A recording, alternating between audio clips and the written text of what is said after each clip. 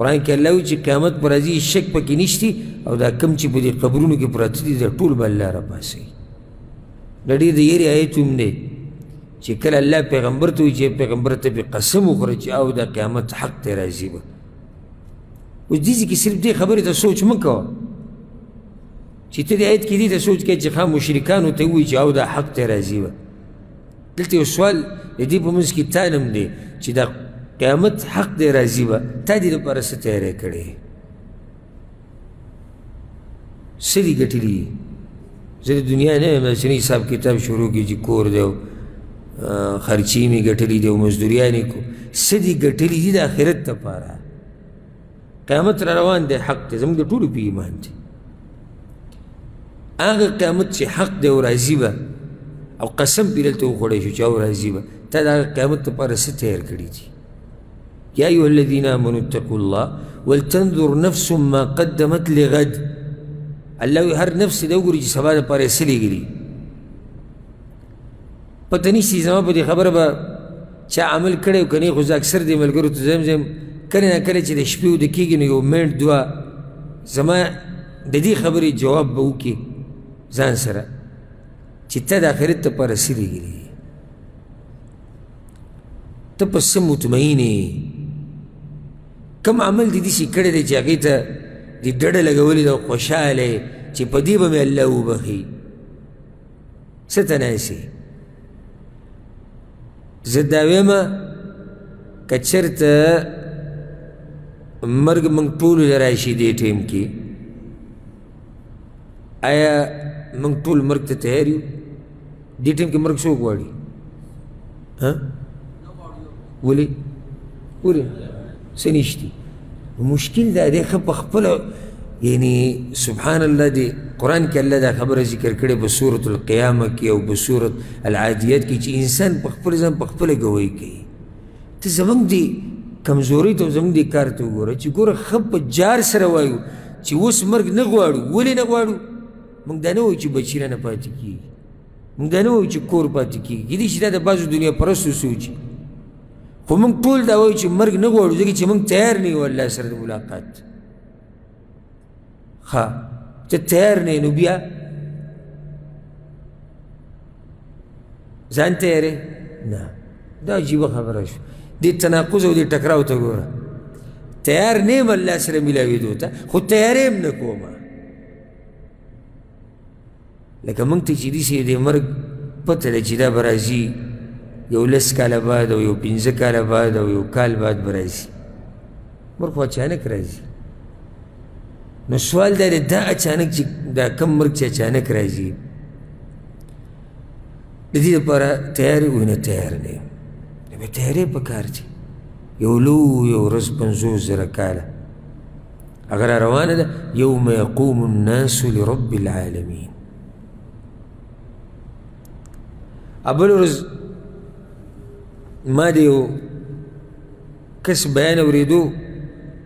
ډېر ښکلي دیني پروګرامونه یې د هغه کس عربی دی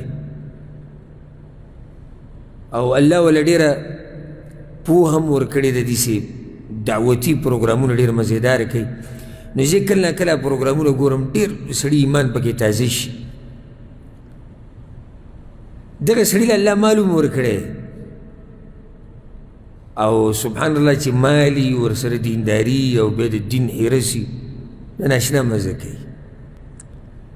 هغه دا کار کوي دغه عربی هم د دې ملک دی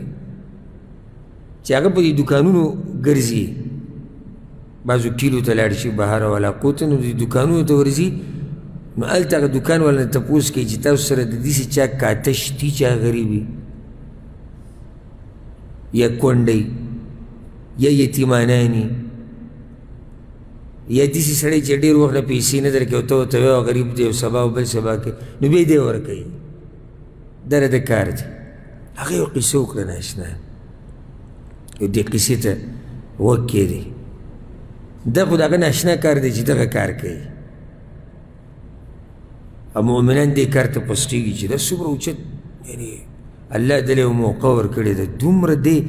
موږ دې ته ناست یو چې غریب به زما کور له راځي ټک ټک ټک زه غریب یم راکړه 2 ریاله به له زه ورکړم ریال به ورکړم پای پسې اکثر به شاته څه وکړي خبرې وکړي دی زیږي ګوري دا موقع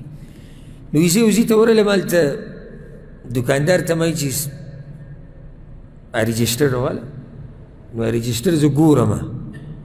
دا تا سره دا کاته ولیده دا ولید بیا معلومات دې کړو وی رجسټر هغه ما ته کولاو که نو ډېر ناشنا څه ما په دې رجسټر کې وی ولیدو چې د قیامت د ورځې خبره کړو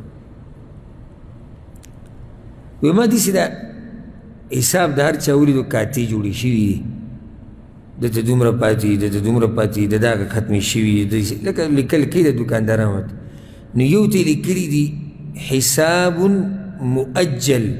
إلى يوم القيامة يوم يقوم الناس لرب العالمين دا کاته قیامت ته پاتې ده په کوم ورځ چې به خلک رب العالمین ته ودرېږي اوس ډېر حیران شو چې دا ولې دا کاته ته پرېښودې د قیامت وی دا سړی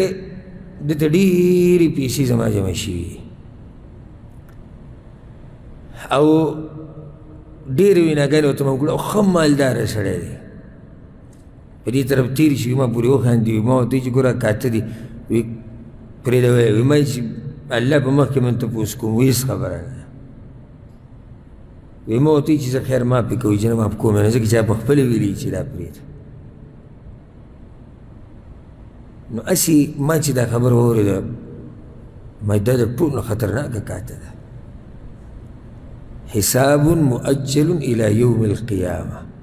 يوم يقوم الناس لرب العالمين دا حساب دا کاته پاتې شوي د قیامت ته په کوم ورځ چې به خلک رب العالمین ته ودرېږي د دغې ورځې دپاره ما یې تیارې لکه اوس تاسو دا یوه خبره واورېده او دا زما یقین دی چې دغه تاسو سخت ټول په دغه کې شوي چې یاره دا څومره غټه خبره چې د دې حساب پاتې شو څه ته قیامت ته ته د یوې کاتې حساب وړی او ځان ته دې کتلي دي چې ستا څومره حساب پاتې د آخرت ته